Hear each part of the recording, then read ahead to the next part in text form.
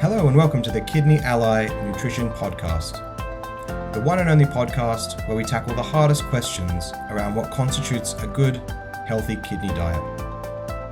Whether you're a patient, a carer, a nephrologist, or a dietitian, I'm sure you'll learn something new today about what constitutes a good, healthy kidney diet.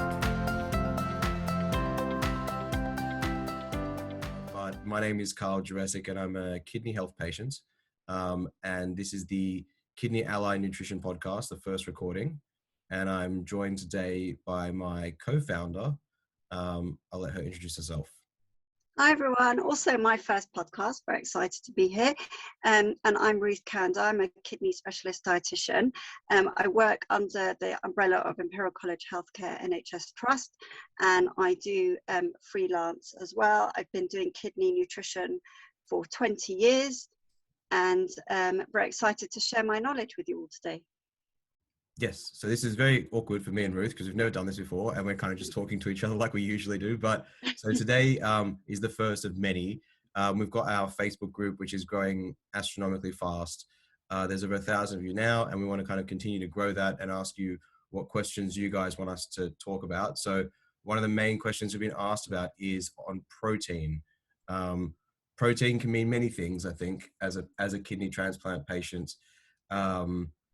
I myself have never been told directly not to have protein, but what I read online is that protein is very scary. My encounter with protein has been in my urine, I think, like as in like, I remember growing up and my doctor always checking on the those dipstick things and saying, oh, your protein's a bit high in the urine. I never really know what that meant. I think that means that your kidney's not working as well. Is that it when you have protein in the urine, Ruth? Absolutely. I think if your kidney is working 100%, there's no protein in urine. So in regular healthy urine, there is no protein at all. So if there's protein in the urine, something's gone wrong and the kidney is leaking it. And that's when you need to look into, well, why is that happening and how can we reduce it? And then so the kind of my doctor in Australia, I moved to the UK like 10 years ago. So my doctor in Australia never told me to reduce protein at all. In the NHS in the UK, they've never really told me to reduce the protein in anything, even being a transplant patient.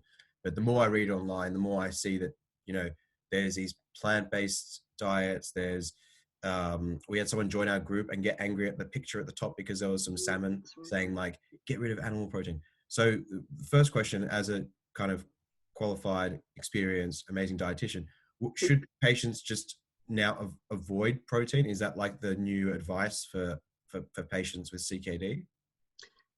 If you avoid protein, you're going to run into a lot of trouble with your body. Your body really needs protein to work properly. So for hormones, for metabolism, so for your body to run smoothly, you need protein, and for muscle as well. So if you don't have any protein, you're going to feel awful and really weak. Your kidney numbers might look better because you're not having any protein, but you'll feel awful and you'll be very unwell. And this, there's a doctor called Dr. Giovanetti, who gave his patients rice and vegetables for weeks on end, his kidney patients, and their numbers looked amazing on paper, but they were all really unwell and really malnourished. And that's how the whole kidney thing with protein started. And so if you don't have any protein, you'll feel very unwell. That is not the way to go. We very much encourage, protein, but not lots of protein. So we all eat too much protein. So we do recommend certain amounts, and there's different amounts for it's an individual calculation, to be honest. Now, the whole kind of plant-based protein thing it's not a done deal, and it's still very much a story that is unfolding. So that was going to kind of follow on to my next question is like, there's also kind of a lot of chatter online around like, plant-based lifestyle. I watched Seaspiracy on Netflix as well, which is, I personally don't eat meat. Like I haven't eaten meat for 5 years or so because I watched the Cowspiracy documentary, not because of my kidneys. And I felt that the way that I can help the planet is to stop eating meat, basically. So it wasn't for me. But then my wife had always said that I looked a bit unwell sometimes. So we do make sure that I eat protein and keep that up. So I eat like fish, salmon, or like cans of tuna, or nuts, just things that I know that have protein in them. But what do you personally think around like this whole, should I stop eating fish now and just eat plants? Or what about the plant-based lifestyle that's kind of being hammered down at the moment? So I actually, only eating plant-based proteins actually worries me, to be honest, because I feel that the level of protein that you can to get into your body is very low. If you think about a plate of baked beans and a plate of chicken, a plate of chicken will have 30 grams of protein, and a plate of baked beans will have 10, 15 grams of protein maximum, and that's very little. So I worry that people won't get enough protein, and I don't feel that it's necessary to be completely plant-based for kidney health. I think if you've got, ethical issues or planet stuff, then that's slightly different. But I think for kidney health, I don't feel you need to avoid all animal protein.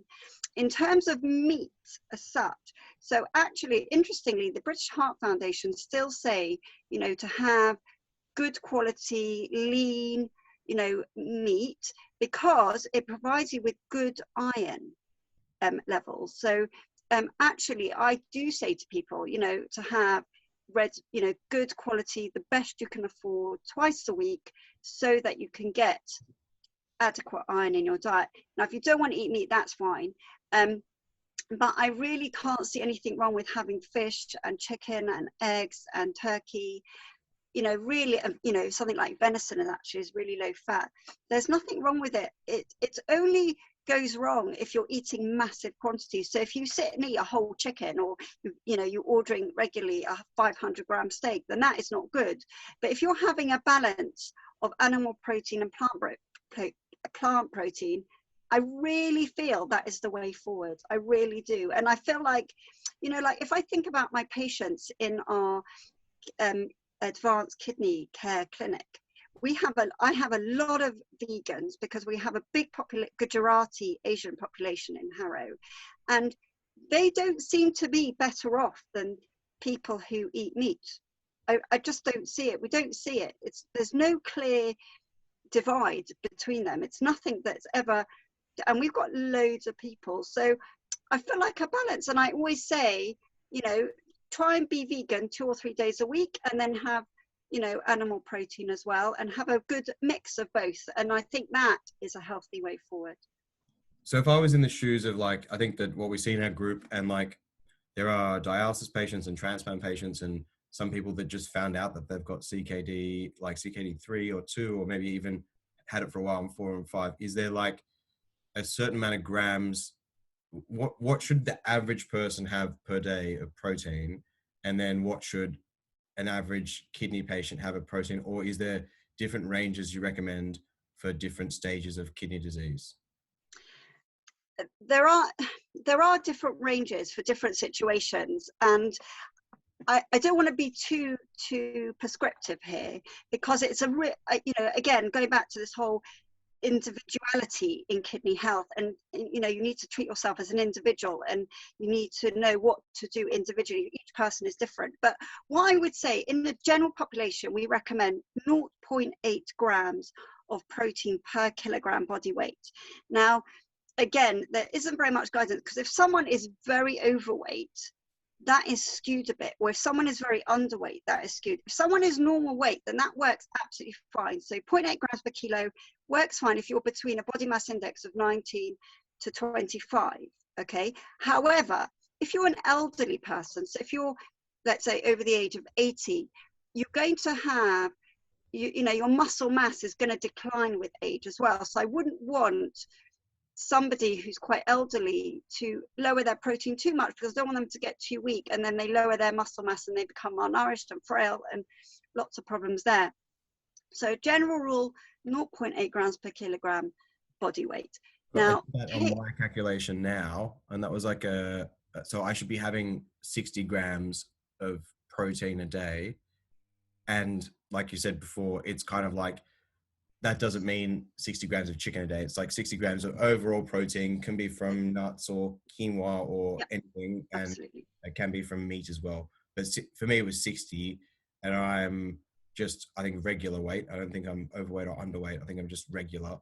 So I think that everyone should just maybe just do the calculation at their weight times 0.8, and that's kilograms. So if there's American listeners, do they have different calculation? They do. So a kilo, I think, is 2.2 pounds to a kilo, I think. I think that's correct. So they should do that. The thing is, though, with that also, if you're CKD 1 to 2, that is definitely what you should do. If you're CKD 3 to 4, the Kidney Outcomes Dialysis Initiative project has issued guidelines. It's called KDOKI, I think that's the right term for it. Issued guidelines in December, and they said that there's no evidence to support having a completely plant-based diet versus an animal-based diet, but they suggest that people with no diabetes should have 0.55 to 0.6 grams per kilogram body weight, but they didn't specify what to do if you're overweight or obese. They didn't specify what to do if you're elderly and you're a bit malnourished. So that is difficult. Okay, so if you want to lower your protein to that kind of level, you really need to see a dietitian or talk to somebody about how to do it.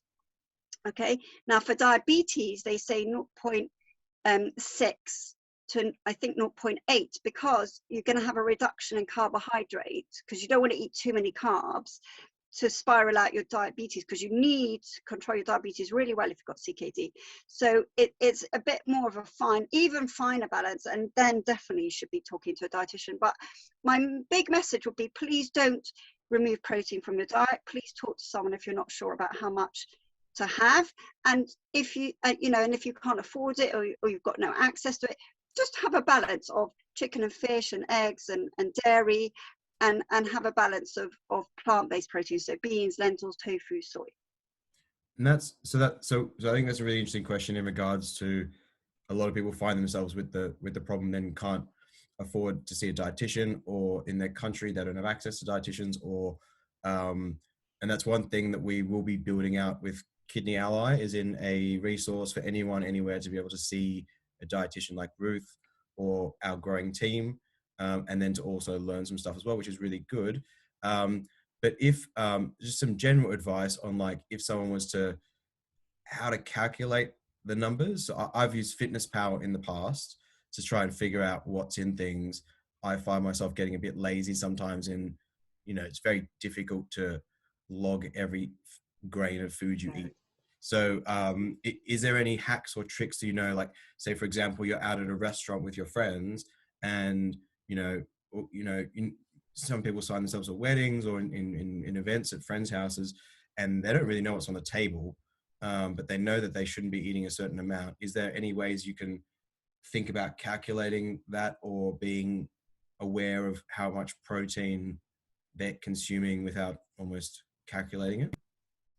So I do say, I have to say, I've got a real big passion for enjoying life. I think it's really important to enjoy life, and when you've got control in life, be in control. And when you're if you're at a wedding, or you're at a party, or you're out with friends, or you're young and you're going out to eat, I think don't worry about it, just enjoy yourself. But then afterwards or before, limit and be more in control of what you have. So if you know that you're going to a wedding, a big wedding, and there'll be loads of food around, don't eat so much before you go, and then the next day be a bit strict about what you would normally eat, and then it all balances out across the week. Okay, if you're going out with friends, you're going out for dinner with friends, you're going to, let's say, a steakhouse, for example, so you're going to have a little bit of protein for lunch and breakfast. So have, let's say, something like beans on toast for lunch, and a cereal in the morning, or toast with jam or cream cheese in the morning. And then that way you're not having that much protein across the day, you're having a little bit, and then you're kind of saving it for the rest of the day. And I feel really strongly about not having to be at a function or out with friends or having a nice time and sitting there and not eating anything. I feel really, really strongly about that. And so when you can, be in control. And when you can't, don't worry about it. Enjoy yourself. No, you're not going to come to any harm by doing that. Yeah, I think that's a really good way of looking at things because, I mean, COVID's really changed the way everyone goes out anyway. I find myself I haven't really spoken to many people over the past year, but I think though on weekends I tend to treat myself a little bit more than weekdays where I've got a bit more of a routine. Yeah. And that makes sense. And then, so I've got a question around meats in general, saying around, are there certain meats that have more protein than others? So like, for example, and this might be like a dumb question because I'm just thinking, I was trying to think of questions that I would think around protein. Is there like, how is, does beef have more protein than chicken, or does fish have more protein than meat? Is there like So, yeah. so a really good way to look that up, I'm just actually looking at myself, is to, there's MyFitnessPal, like you mentioned, which is very good, but it's not, I don't know how reliable it is. It's fairly reliable, but it's not 100% reliable in terms of its numbers and its content, because I think it's uploaded by people and manufacturers. I'm not sure. You know what? That's totally true, because I feel like sometimes, I remember once had some Nutella and it said like it was really low calories. I'm like, oh look, it's really low calories, but is third parties uploading data? It's not really nutritional information. It's not. So in the UK, so the most reliable apps for calculating nutrition information there's one called NutriMen, which is fantastic app. And what that is, it's an app of the composition of foods, which is a UK gold standard. It was done a very long time ago, but that is all we have, and that is what we go by. That app is fantastic, but you can only look things up on it. You can't plug in what you've had in a day and get at the information. Whereas there is an app called Carbs and Cows, which unfortunately at the moment, I mean, they've got a lovely website and YouTube and books, and they're fantastic. They made a fantastic business actually out of it. And they've got an app which is best on Android. It's not great, but it's not terrible, but it's best on Apple products. And it costs, I think it's £5 for the app, but it's 100% reliable, and it will tell you the carbohydrate, fat, protein, fiber content of foods. I think those three things, and it's really good. Now in the USA, there is an online, it's the USDA food search database, and in there you can put in anything and you can look it up. And the app that matches that, it seems to, is called Chronometer. And there you can log a diary, and it will tell you how much protein, potassium, phosphate. I've seen the name. I've seen that name. It's really good. It's really good. I wish we had that in the UK. Yeah. And that would be something to build in the UK. If hopefully there is people listening, but if there are people listening, it's not just me talking to Ruth. We are not paid by any of these people to promote their product. Yeah. Just, we're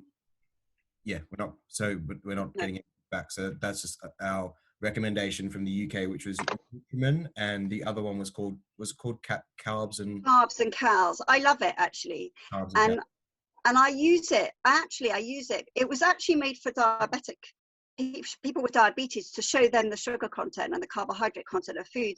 But I actually use it to teach people how much protein to eat and how much protein is in food. And it's fantastic. And I use the book, and I do a lot of online video consultations nowadays, and it's brilliant. I love it. And it's a really good tool for kidney patients, because it shows you how much, if you need to lose weight, it shows you how much calories is in the food and what the portion size is. It's got all different portion sizes. It's got a page of different portion sizes: small, medium, large, extra large. And it tells you exactly what is in that plate of food. And so it's a very good way of seeing exactly how much to eat and what is the appropriate amount to eat. So I think that's kind of really useful. I think that, I mean, I've learned more than I've ever learned today about protein. But the good thing is that I think I'm taking away that don't get stressed online when you read stuff about avoiding protein, because similar to what Ruth said, I was at the ASN conference, which is all the nephrologists go every year, and I was next to another fitness doctor from Leicester, and he was at the plant-based conference saying this is very dangerous because patients who don't eat protein are going to get sick. So I think the key takeout is, regardless of your stage, don't cut protein from your diet. Just moderate it and try and keep it to, is it 0.8 grams times your body weight in the UK and 2.2 pounds times your body weight in the US, and just moderate it and make sure that you keep track of it. Yeah, if you've got any other questions, you can reach out to me at carl@kidneyally.com, and or just drop a question back into the group. We'll post this in the group, and then we'll also put it on all the podcast stations so people can listen to. And if you thanks for listening to our first podcast. Hopefully it wasn't that terrible. Hopefully it was useful, and we'll get better and better with your feedback. And yeah, just keep asking questions in the group, and we'll be doing load more of these podcasts on different topics for kidney disease and nutrition. So just drop questions in the group if you have any questions as well. All right, signing off. Thanks for listening. Bye.